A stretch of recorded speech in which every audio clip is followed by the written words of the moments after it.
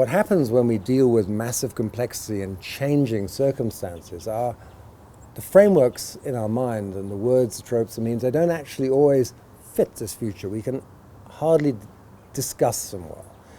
By reifying that into a thing called the Fourth Industrial Revolution, we think we've got it as if it were a thing. Reality is that the Fourth Industrial Revolution is quite a tricky concept.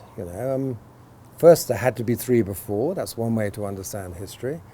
The fact that it's now industrial when it's clearly post-industrial is a bit of a problem.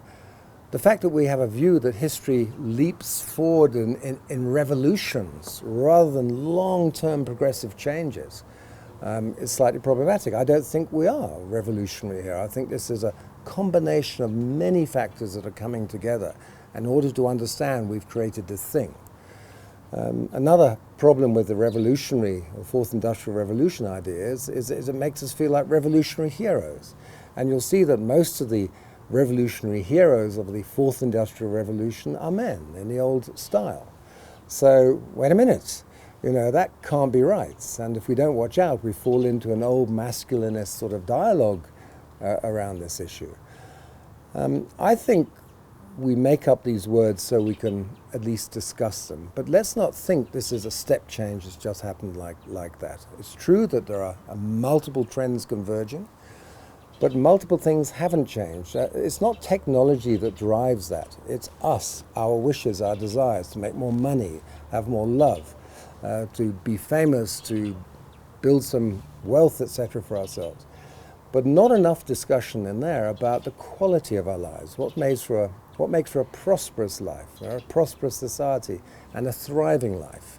It's not just technology-based. And the dialogue about the Industrial Revolution tends to overshadow the quality of life issues we all need to grapple with.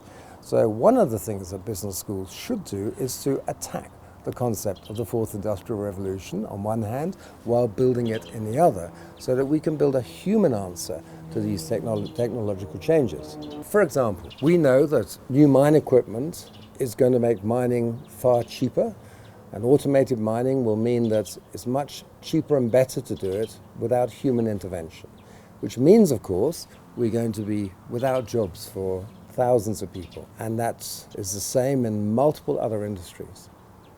That can't create a future that we'd all like to live in, because what you're sowing the seeds of there is another form of revolution, which is not pleasant.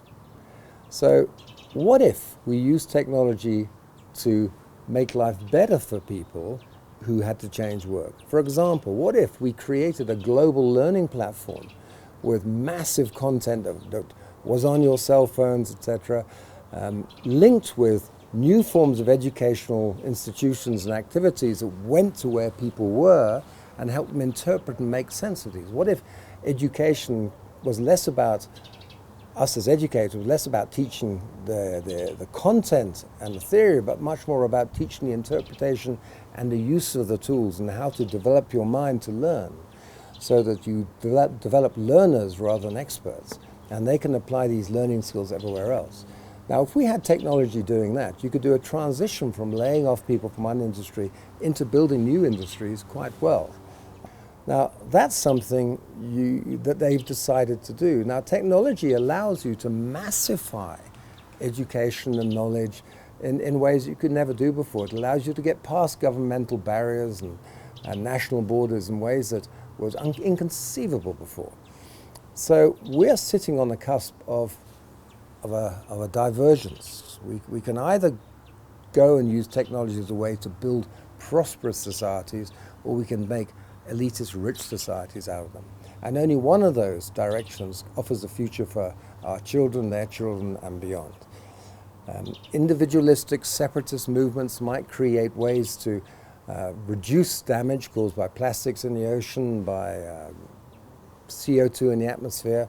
You might find a technological solution to that, but you could equally find a social solution by creating movements which conscientize people about the consequences of their actions and help facilitate citizen movements, whether it's like Extinction Rebellion, which people have very mixed feelings about, but it's a powerful movement, or others that start to reach across borders and bring people together to look at these global problems. And that, I think, is where the great business schools will sit. They'll be bringing people together to look at these massive problems, less concerned with profit, much more concerned about prosperity, understanding that to be successful in business, of course you need to be profitable, otherwise somebody's got to look after you. But to profiteer becomes as big a crime as throwing single-use plastic into the oceans. So we are sitting on the edge of a revolution which technology is going to allow us to do so much more, to accelerate and drive in the right direction.